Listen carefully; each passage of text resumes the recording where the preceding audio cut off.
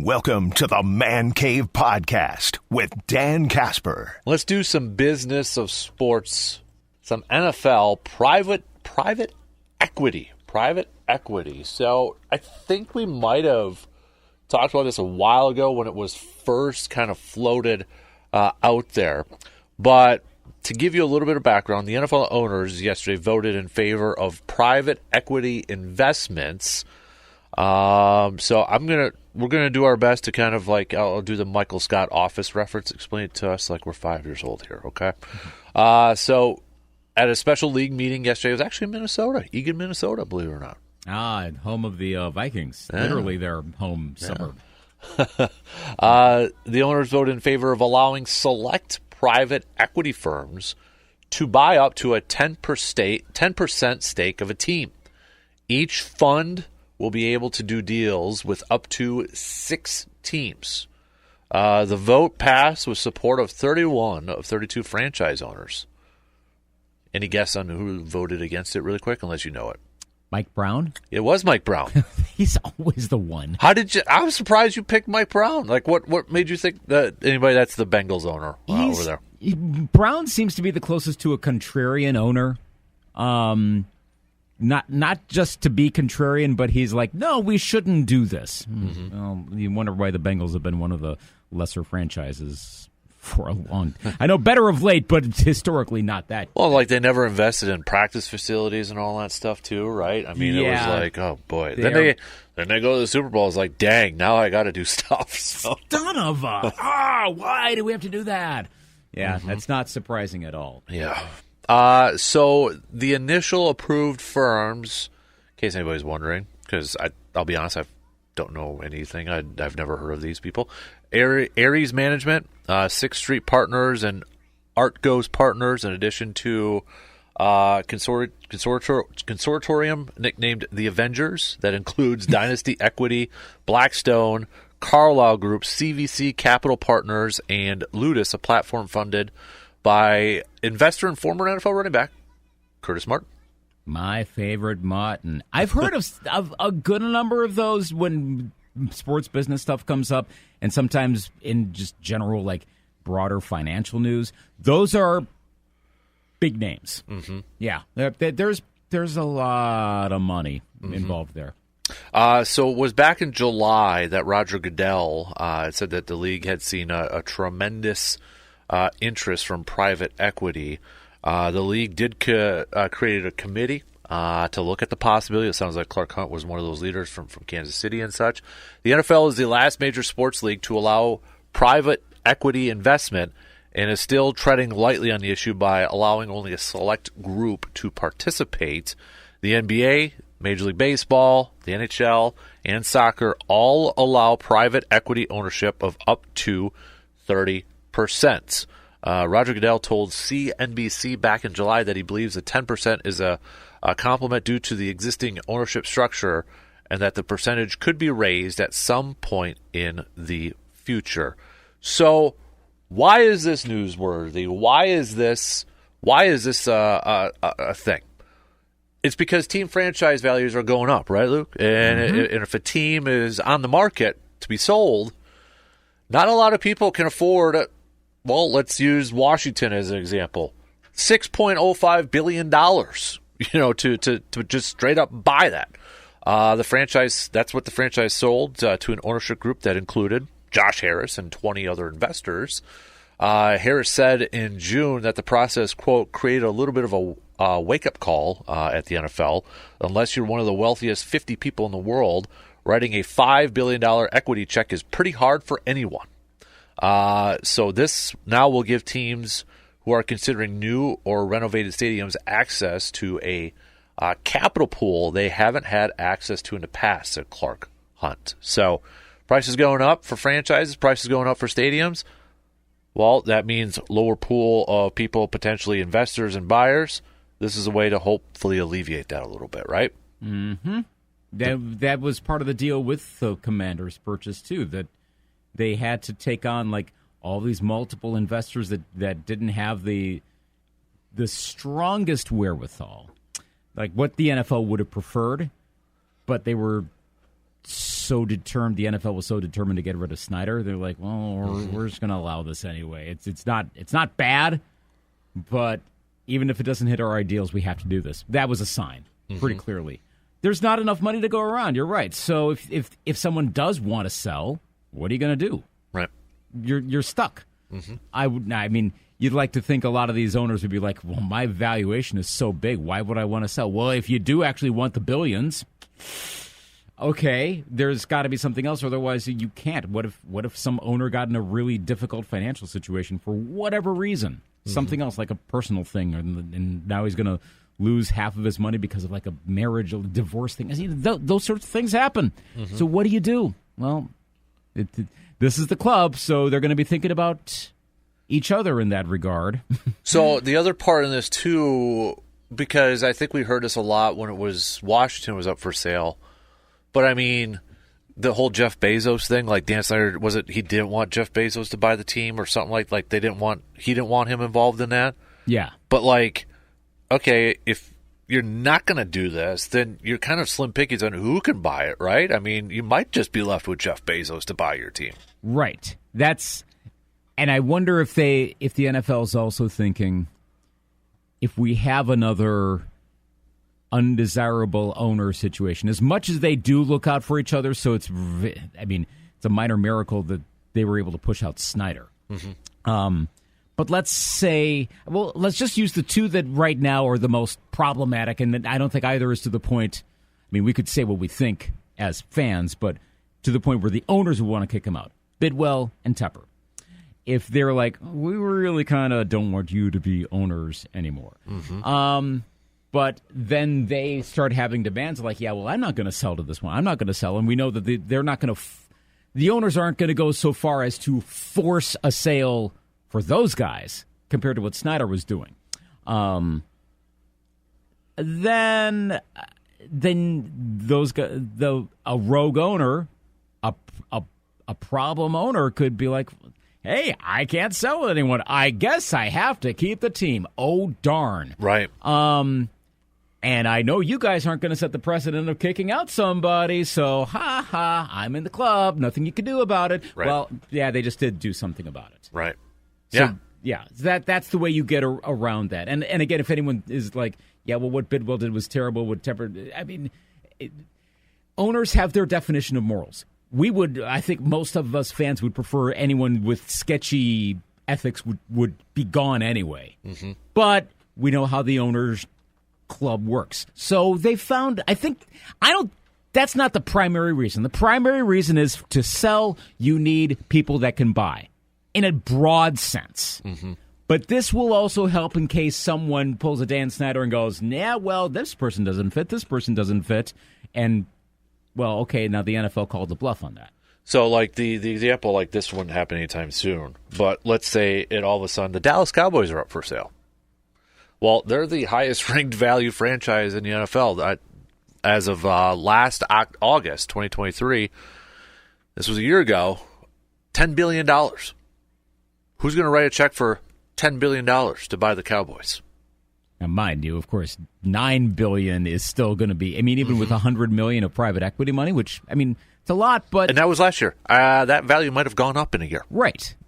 but also, that's still a lot of money anyway, but that might make just enough of a difference that they can find a few people. And I mean, no one's going to come up with, I mean, I guess maybe Jeff Bezos could, but you're not going to get too many $9 billion folks, but it's better than 10 if Jerry Jones ever did want to sell. It does increase that possibility. I feel like the Cowboys would be one of those franchises if for some reason Jerry Jones said, you know what, I'm not handing this team down to my family, which I think we all assume is just going to be a Jones-run organization for a long time, right? Right. But let's just say he's like, all of a sudden today, he's like, nope, I'm going to sell it.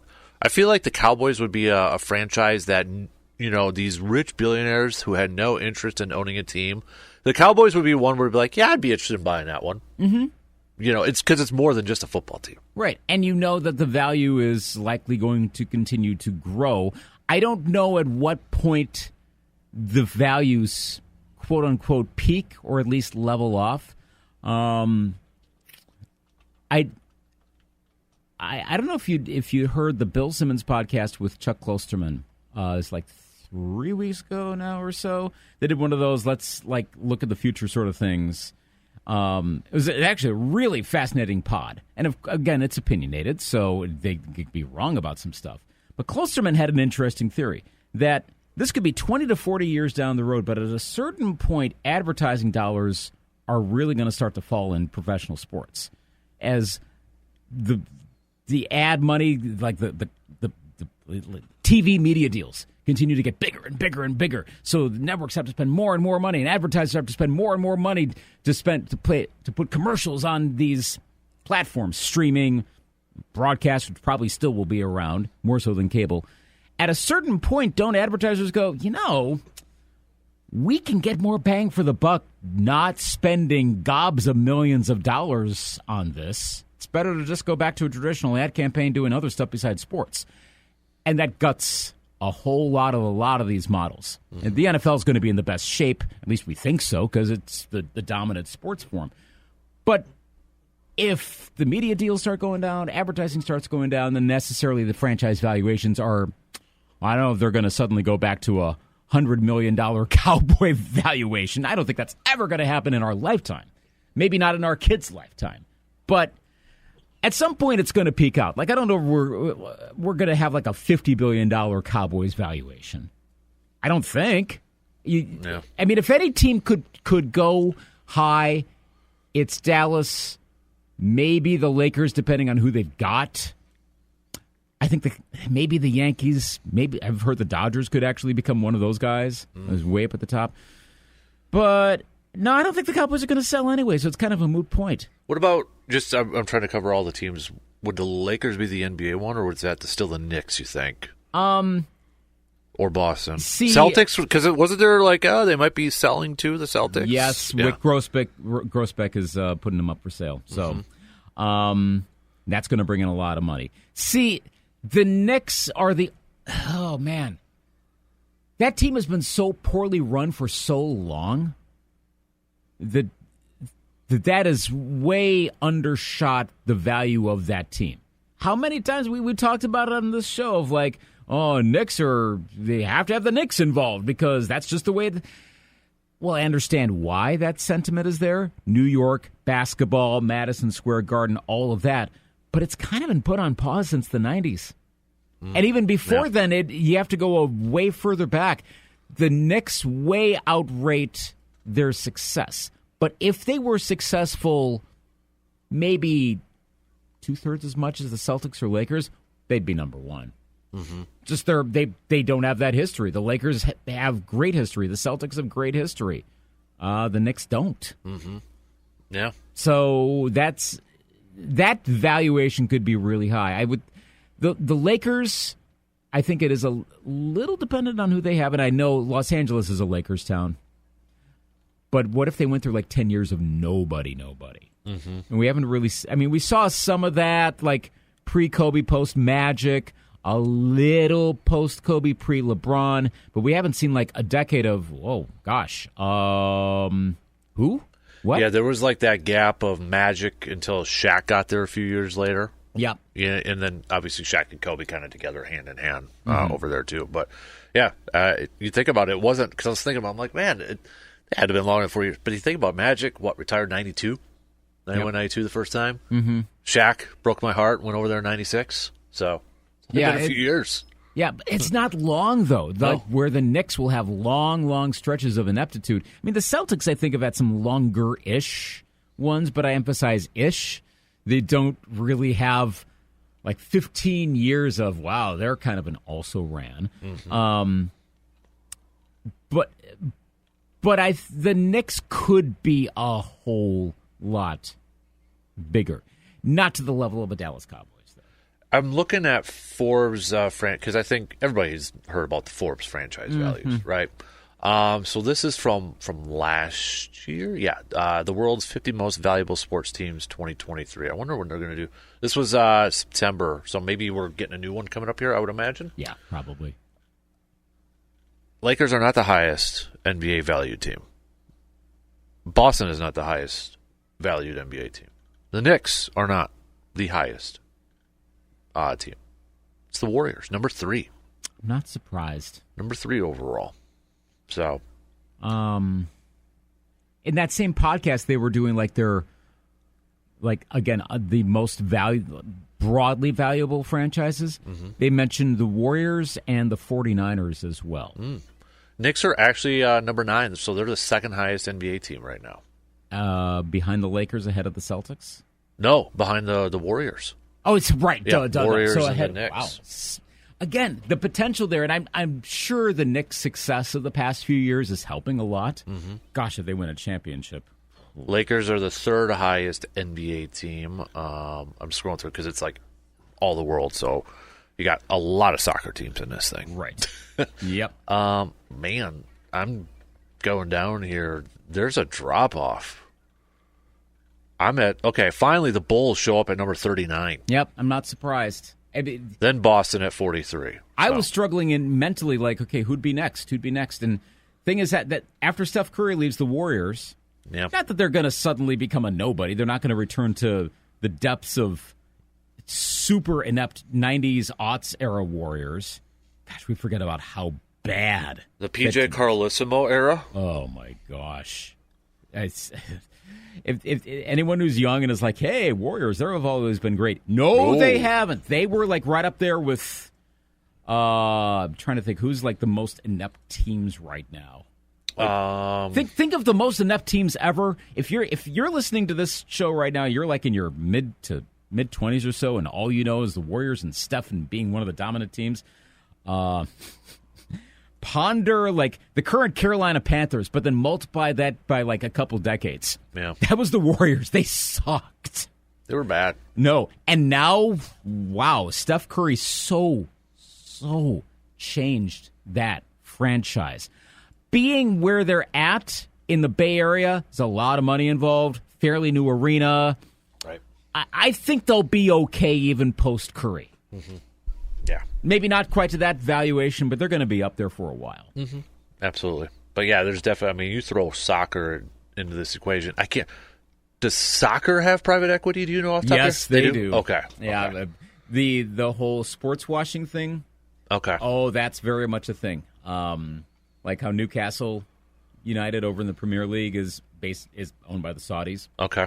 I saw Andrew Brandt tweeted, like, because someone asked, like, so how long till this chips away to the point where one of these PIFs. Oh, the PIF, yeah. Or like that. Okay, now by PIF, no, I mean the Saudi one. Yeah, so the I should Live say Tour. private equity. Yep.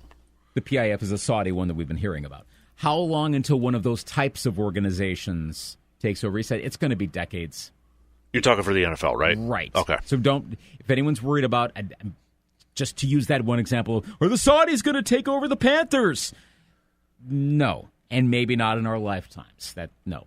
To wrap it up with this thing here, too, because we hear a lot of former players say they want to run a franchise, right? They want to own a franchise. And when we talk about it in terms of the NFL, who are the two names that you always hear about maybe potentially being owners? Tom Brady and Peyton Manning, right? Mm-hmm. Does this potentially help them maybe accomplish that? Yes, absolutely. You don't need as much money to take over a team. Mm-hmm. And isn't that good then for the NFL if you can get a Tom Brady or Peyton Manning to own a team? Yes, it is, because that's more that's good publicity. Mm-hmm. You always want good publicity. I mean, there's potential bad publicity depending on where.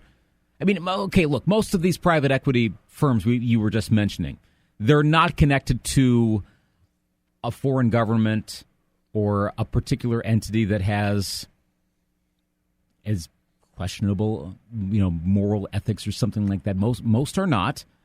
Some are. Most are not. So in most cases, we're barely going to notice anything. I mean, that's the case with most of the other private equity investments in other teams across America. You don't really hear about much to them because they're usually something like a BlackRock or something like that. It's a regular firm.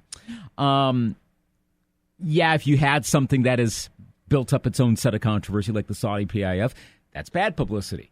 But in most cases, there's going to be good publicity because you have more people that can get involved that are like a Brady or a Manning. Heck, you got that with Magic with Washington. Mm-hmm. I mean, I think that's generally a plus, even if you wouldn't immediately associate Magic Johnson with Washington Commanders football. But he's part of it. Mm-hmm. I think that helps. Yeah. Interesting. All right, that's your business of sports